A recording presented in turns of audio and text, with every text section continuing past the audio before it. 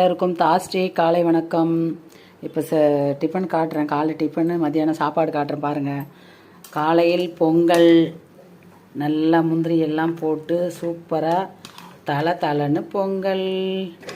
பொங்கலுக்கு சூப்பரான சாம்பார்ப்பா. இந்த சாம்பார் தான் தொட்டு சாப்பிட போகிறோம். மதியானத்துக்கும் இதுதான், கத்திரிக்காய் முருங்கைக்காய் சாம்பார். அப்புறம் சுட சுட சாதம். அப்புறம் சொரக்காய் பொரியல், வேர்க்கடலை போட்டு பண்ணியிருக்கேன். அப்புறம் ரசம், மிளகு ரசம், தக்காளி போட்டு வச்சுருக்கேன் மிளகு ரசம்.